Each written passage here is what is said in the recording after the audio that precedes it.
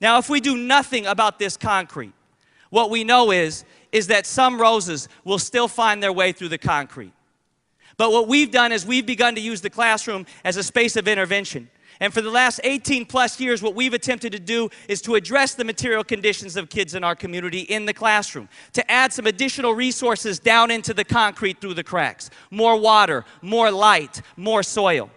And as a result, we've been able to grow more roses than most. The way that we've been able to do this is that we use a looping system.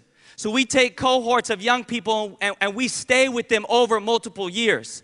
And so 3 years later, with our last cohort, what you see is that retention is up, college going is up, GPAs are up, all the measurables that we want in schools we're able to get. And when you compare that with the broader district data, you see that we have a level of uncommon success. Now this picture that you see right here is actually a picture of the last cohort, the day that they graduated. And they're on our porch at our house. And the little bubbles you see next to each of their names are the four-year colleges and universities that they went off to. Now we have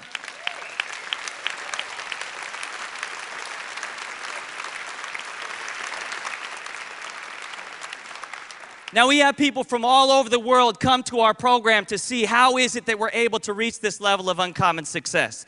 And I often feel like when they come in that they think that they're going to see us blow some pixie dust on kids, right? And that we just magically create no pixie dust. In fact, I was quoted once in the Oakland Tribune as saying, it's not rocket science, that we don't have pixie dust, and we don't have a magic wand, and we sure as hell don't do rocket science. I'm a social scientist, so couldn't even fool with it.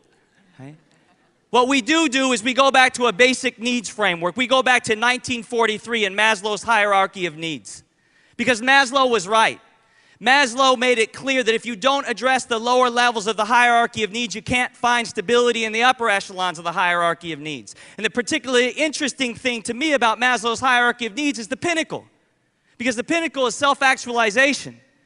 And what we know from the research and education is that self-actualization is actually the precondition to long-term academic success. And yet when you look at this list of things that leads to self-actualization, not a public school teacher in this country is evaluated on their ability to do those things, even though the educational research is clear that these are the things that you have to do in order to get the things that teachers are actually evaluated on, which is higher test scores, higher GPAs, more engagement, et cetera, et cetera.